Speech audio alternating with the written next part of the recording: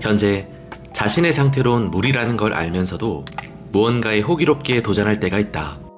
실패는 성공의 어머니라는 말처럼 도전한 경험 자체로도 여러 가지를 느낄 수 있지만 너무나 처참하게 끝나버려 다시는 도전하고 싶지 않은 기억이 당신에게도 있을지도 모른다. 오늘은 도전하기 전 최소한의 대비가 필요한 이유에 대해 말해보려 한다. 지난주 평일엔 오랜만에 사람들을 만나 술자리를 가진 적이 있었다. 새로운 사람들과 마주하는 시간은 설레기도 하지만 그날은 조금 달랐다. 다음날 아침부터 몸 여기저기가 부서질 듯 아팠고 조금만 몸을 일으켜도 머리가 핑 돌았다. 무엇을 먹어도 헛구역질이 나올 정도로 몸 상태는 최악이었다. 술을 그렇게 많이 마시지도 않았는데 도대체 문제가 뭐였을까? 내가 미처 생각하지 못했던 건 바로 현재 생활 패턴과 식습관이었다. 2월 초부터 꽤나 철저하게 지켜온 새벽 조깅과 식단 덕분에 몸 상태는 관리를 하기 전에 비해 훨씬 나아져 있었다. 확연히 들어간 아랫배, 피부 상태를 보아도 그건 분명한 사실이었다. 몇 주 동안 저칼로리에다 위에 부담이 적은 식사를 매일같이 하던 중 갑자기 먹은 맵고 짠 자극적인 음식들, 몇 주 동안 금주를 하다가 안 그래도 잘 받지 않는 소주를 빈속에 마셨으니 몸이 멀쩡할 리가 없었다. 그렇게 아침부터 해가 질 때까지 끙끙 앓다가 저녁이 돼서야 겨우 정신을 차릴 수 있었다. 기어가다시피 움직여 방 여기저기에 흩어진 옷가지들을 정리하고 속을 풀기 위해 음식을 억지로 꾸역꾸역 집어넣었다. 그렇게 건강과 돈, 시간까지 무엇 하나 챙기지 못한 하루가 속절없이 흘러갔다. 아마 이 글을 읽는 사람들도 한 번쯤 이런 적이 있었을 것이다. 물론 나처럼 술을 진탕 먹고 고생했던 기억을 말하는 것이 아니라 앞뒤 재지 않고 무작정 시도했다가 뒤늦게 후회한 적 말이다. 무언가를 저지른 뒤 머리를 쥐어뜯으며 내가 왜 그랬을까 라며 자책하거나 너무나 부끄럽고 민망해서 다음날 그 장소 또는 그 사람을 피해 먼 길을 돌아갔던 적이. 현재 가진 정보를 토대로 미래를 정확히 예측한 뒤 모든 불확실한 상황을 피해 행동하는 사람이 과연 있을까? 사람은 누구나 실수를 한다. 그리고 자신의 뜻과는 다르게 나타난 결과를 온몸으로 받아내는 동시에 자신의 언행에 대한 책임감을 갖게 된다. 이것이 바로 경험의 축적이다. 다양한 사람들을 만나고 좀 더 많은 경험을 하면서 쌓인 데이터들을 통해 우리는 예상할 수 없는 미래로부터 우리 자신을 조금 더 지킬 수 있게 된다. 많은 경험을 해봤다고 해서 실패를 하지 않는 건 아니다.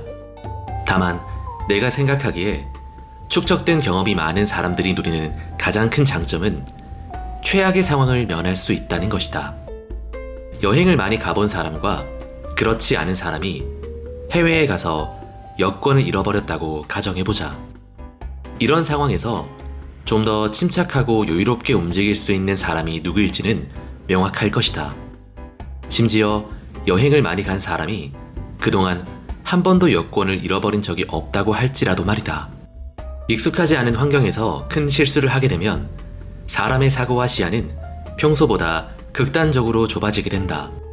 경험을 많이 쌓은 사람 또한 별반 다르지 않다. 하지만 다방면에 걸쳐 경험이 많은 사람들은 그러한 상태에서 다시 원래대로 회복하는 시간이 상대적으로 빠르다. 자신이 처한 상황을 객관적으로 분석하고 이것을 해결하기 위한 일의 우선순위를 파악하는 능력이 자연스럽게 발현된다. 그렇기에 당황하며 추가적인 문제를 일으키지 않고 현재 자신의 상황에 몰입할 수 있게 되는 것이다. 다양한 경험을 쌓기 위해 해야 할 것은 명확하고 단순하다. 많이 도전해 보는 것이다. 하지만 현재 우리가 살아가는 시대에선 그것이 꽤나 어렵게 보인다.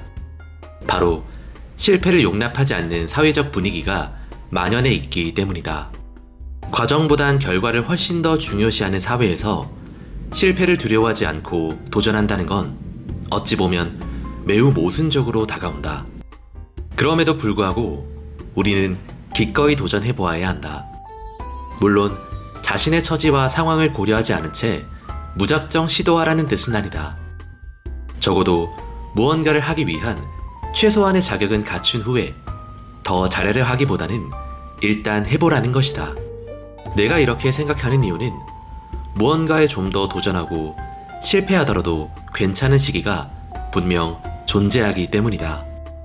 도전에 나이와 성별의 제한은 없다. 하지만 제한이 없을 뿐 제약은 존재한다.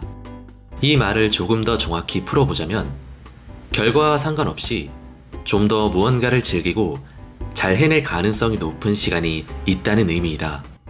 나이가 어리고 체력이 좋을수록 넘어지더라도 좀 더 빨리 회복할 수 있다. 회사를 다니고 있을 때보다 그렇지 않을 때 시간적 여유가 많은 것은 분명한 사실이다. 결국 많은 경험을 쌓기 위해선 그만큼의 도전을 해야 하며 너무 신중하게 생각하는 것보다 일단 할 수 있을 때 해봐야 한다. 여전히 자신이 무언가를 실수할까 두려워 다른 사람들의 눈치를 보는 사람이 있다면 그들에게 다음과 같이 말해주고 싶다. 그게 뭐가 그렇게 중요한데? 물론 당신의 실수로 인해 타인에게 피해가 간다면 눈치를 볼 수도 있다. 하지만 상대가 당신이 실수할지도 모른다는 이유로 지나치게 압박을 주거나 부담스럽게 한다면 그건 다른 문제다. 당신을 걱정하는 상대 또한 지금까지 수많은 실수를 통한 경험을 통해 무언가를 잘하게 되었을 것이기 때문이다. 당신이 무언가를 하기 전 너무 걱정하지 않길 바란다. 지금까지 겪은 일들을 통해 당신 또한 전보다 성장했을 테니까 말이다. 똑같은 실수를 반복해서 걱정이라면 그건 또 다른 문제지만 마음이 끌리는 것과 생각했을 때 괜찮다고 느끼는 것을 하는 것, 무엇을 선택하든 그 선택의 결과는 당신이 책임지는 것이다. 힘들다고 말하면서 매번 비슷한 상황에서 전과 다르지 않은 행동을 하는 건 당신이 그렇게 힘들지 않다는 것과 같다. 인간은 단순하다. 자신의 처지가 너무나 힘들다고 느끼면 누가 시키지 않아도 스스로의 의지로 예전과는 다르게 행동한다. 아무것도 하지 않으면서 달라지겠다는 말만 해봤자 현실은 그대로일 수밖에 없다.